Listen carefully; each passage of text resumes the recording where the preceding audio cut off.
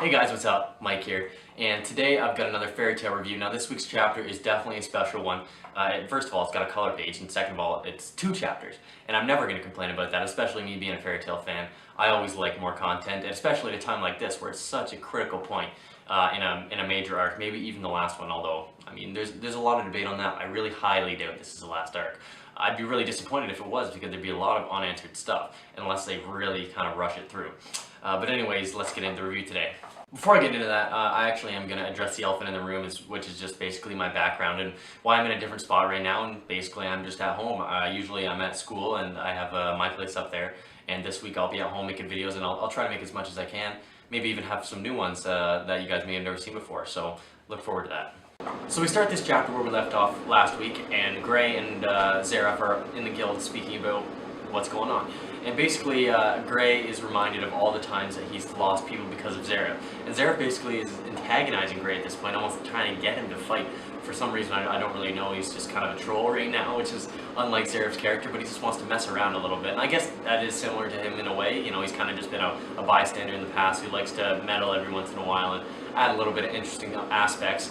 But we go on to find out that Zareth actually kind of knows about every single member in the guild. Like, he's not oblivious. He knows that Lucy is Anna's like descendant, and he knows about Urza, Gajiel, Happy, all of them. He even says it, and it's smart, you know, to learn about your enemy and learn about their weaknesses and their past and how they relate to you. And I mean, I guess Zareth's immortal, so he has all the time in the world to learn about this stuff. Then Zareth goes on to talk about why he wants Mavis's power, or that fact that he does want Mavis's power, and you know, Gray's kind of shocked at that at first, but then he admits that he needs it to defeat Acnologia. And we kind of already knew this, but the real bombshell was next when Zareth says, you know, that's not my only goal. I haven't told any of the Spring 12 this, you're the first one to know. And then he off-screen tells Gray what his goal is. And now I have a couple of speculations about this, but I'm not going to go too far into detail. I might actually make a separate theory video on it if I get some feedback on this one. But my basic speculation I'm going to go on this video is something to do with Natsu. Zareth, even though he wants to kill Acnologia, that's kind of just like a stepping stone. You know, his main focus is Natsu, and it's always kind of been Natsu. And he's kind of orchestrating this whole thing. You know, he wants to kill Gray. He says that he will kill Gray before Natsu gets here so that he can, you know, make Natsu really pissed off. So you gotta wonder, why is Natsu Zareth's original goal or main goal?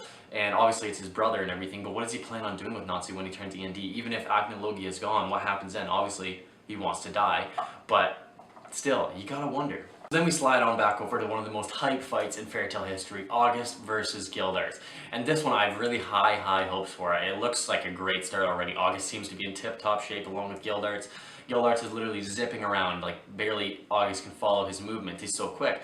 And that's not something we usually see from Gilder, but I'm glad we're seeing it now. It's awesome. He's able to move that fast and able to get around behind August whenever. And he's even able to get off a solid crash, just like he did on Natsu. Which I was like, well, I mean, your power is pretty cool, but we see that when you use it on people, it kind of doesn't really kill them. It kind of just turns them into a bunch of smaller parts of themselves.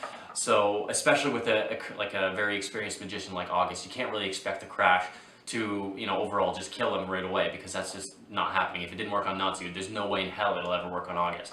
So August kind of realizes what has been hit with him and says, oh, interesting magic, like he's never seen it before, but he still knows about it. And he's considered the king of magic, so this is not surprising. But what is surprising is how he flows through the air as like little cubes towards Gilder, and then forms back into his body and immediately punches him in the stomach. Like he can almost control himself when he's been, you know, split into a million pieces. And that just makes me think like he's got control almost all aspects of magic when it comes to his abilities, and he's just such a dangerous threat. Another worrisome part about this Gilder and August fight is when Kana shows up. And we haven't seen Kana in a while, but she looks a little bit beat up, but she's ready to, you know, defend her dad and fight with him. But this is not good.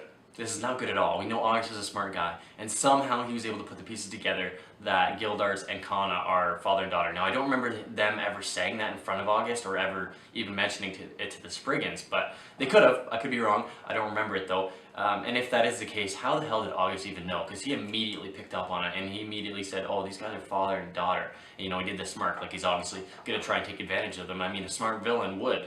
You know, a weaker magician shows up, and she's the daughter of Fairy Tale's strongest mage. You can literally take him out by holding her hostage. I mean, it's a huge weakness that just showed up. So Gilder was right with telling her to get the hell out of there. A lot of transitions in this chapter, which, I mean, is not unusual for Fairy Tale, but they're really just switching back a lot pretty quickly. So we go back over to Xerath and Gray, and we find out that, obviously, Gray was the first one to know about Xerath's original or main goal. And we still don't know what exactly this is, but it seems like part of it has to do with killing Gray and enraging Natsu when he gets here, because Xerath explains that, you know, Natsu's coming here, but you will die first, and then Natsu will unleash all of his power and his rage, and finally do what? Kill him? I mean, is that really Xerath's end goal? I feel like there's something else that he wants to do with E&D that we're not seeing, or something else that E&D can do or has the power to do. I don't know. But, or is even an entity that we don't know of, and Xerath knows something about it that we don't. I'm not really sure, but it is interesting to think about. Another interesting thing to think about is the fact that since Natsu had his 2 seeds dissolved a couple chapters ago, so the fact that Xerath says Natsu is E&D and that he will die if Xerath dies, is that still the case? Is Natsu still E&D if his E&D demon seed has been dissolved? Will he still die if Xerath dies? Like, that's something I'm honestly questioning, and I feel like he won't. And I feel like nobody else knows this but Natsu. Either way, Gray says that he doesn't care that Natsu's E&D, and he doesn't care about, you know, Natsu dying, and he'll save him if he has to. And that's kind of what he plans on doing. And this is actually some major development for Gray, and I love this part of the chapter because it really progresses Gray's character forward from, you know, what he was previously. He was just so kind of selfish before, you know, trying to fight for, you know, his dead family. Even though he wanted to, you know, get revenge or whatever, he was willing to hurt his friends in the process. And that's just not something that a Fairy Tale member should do, and he kind of realizes that, and realizes that he should be focusing on the friends that are here and alive and want to protect him and fight for them, not the ones that have already passed away. He can keep the memories from the ones that have passed away and cherish them, but the ones that he should be fighting for are the ones that are there with him now. So then Gray pulls out the ice shell, and at this point I was literally face-palming at this point in the chapter. I was saying to myself, this can't be happening again. We're not seeing ice shell again. And you know, I was honestly relieved when I saw that it was a bit different and how his powers are different now. It's called Lost Ice Shell because of the lost attribute magic as a part of it. And Xerath was really surprised when he saw this. We don't really know how Gray kind of was able to manifest his sort of power, but he's able to manifest his life, his existence, and his memory into magic power through memory make magic, or maker magic, and use this lost ice shell to completely erase his existence from the world. Nobody will ever remember him at the cost of a much more powerful ice shell that could possibly seal Xerath. Now Xerath says that he won't even die, you know, this will just seal me. What are you doing? I'm going to get melted either way. But, you know, Gray wants a win for Fairy Tale, and melting Xerath, or freezing Xerath, sorry, for at least a long period of time, which we assume this will do, is somewhat of a win, and he's willing to sacrifice himself, which is just so great for his character. And even though we've seen it plenty of times before, this time it's different. Now, I don't know if it was just me here, but when Gray started doing the Lost Ice Shell, his design started changing a little bit, and the color of his hair started changing, and he started getting this ice aura around him, and I thought that looked very cool. One of my favorite designs on Gray, maybe even better than the Devil Slayer design, even though that was pretty dope. But anyways, we find out that Gray is having his face crack like Ur's when she was doing the ice shell, and he's getting closer and closer to being completely erased. And we actually see him speaking with Ur about his life, and this is kind of like a repeat for me, to be honest with you. Gray has this struggle of whether, you know, his selflessness is worth the price of his life, and if there's another way. And he says to Ur that there's not another way, and she's keeps saying stop, stop, stop. And then all of a sudden, the big stop comes in when Natsu jumps and stops Gray for like the 3rd time. And we've seen this happen plenty of times before when Gray's tried to use Ice Shell. Maybe even 2 or 3 times I think has happened. So it is kind of a repeat when it comes to that, and I was kind of drowned out a little bit. But I did like the moment altogether either way. It was a great moment for both Natsu and Gray. Gray says to Natsu that he feels like he doesn't belong in the guild anymore because he was literally trying to kill his guildmates. He wasn't, you know, putting their protection first. And he's kind of right, that's the way fairy tale runs. It's always been, if you danger your guildmates, you don't belong in the guild anymore. But then Natsu says, you could say the same thing about me, and it's true. Natsu was acting the exact same way, even though he couldn't really help it. He was acting the same way, and he was going to hurt Gray too. So both of them were in the wrong there, and then we see a scene from Natsu, which completely blew me away.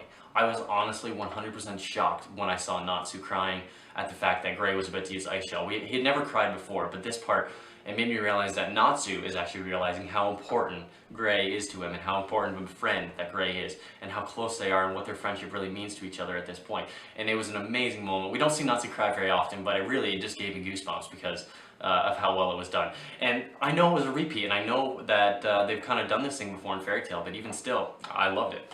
The development in this chapter was kind of off the charts compared to any other Fairy Tail chapter I can think of.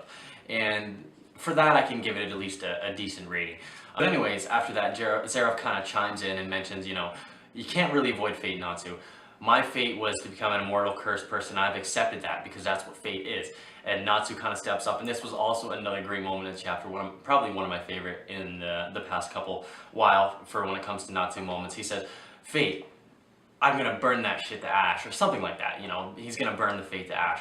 And that was just like, not only a classic Natsu line, but it was just a bold, like a brave, just a great, great moment. It really gets you fired up for what Natsu's about to do in these next couple chapters. And especially with that fiery aura around him, he's completely enraged. I love it when Natsu goes into this rage mode where he's fighting for his friends. He's not mad because of something else. He's fighting because he needs to save his friends, and Zeref is the one that's causing all these problems. So I want to see a full-on fight between Natsu and Zeref next chapter, but I have a feeling it might get interrupted by our good buddy Acnologia that we see pop up when we're back at Urza and Wendy. And Urza and Wendy are both all healed up, and they're just having a jolly old chat, like nothing happened. And I guess they mentioned Makarov a little bit too, but all of a sudden we see Eileen's kind of dead sword body on the ground, or at least a silhouette of it, and then kind of puts it together that, oh shit, that was Universe 1, she's right there. When she used Universe 1, Acnologia was right beside her, and then he just pops right into the ground, and he's got a smile on his face, and he's ready to end this shit. He's bored of this world, as he says, and he points it at Zeref. So next chapter is going to be hype, and August, at the end of the chapter, we see that he's realized, oh wow, it's the end. Our fights don't really even matter anymore unless Zeref is able to take this guy out. So we'll see what happens next chapter, but either way, I really enjoyed it. Overall, this Fairy Tail chapter did have some classic cliches in it, but I do think it was better than most of the previous chapters that we've gotten in the last couple of weeks that have been absolutely atrocious, if I do say so myself. But either way, I still love Fairy Tail, and I still really enjoyed this chapter, and I can't wait to see what happens.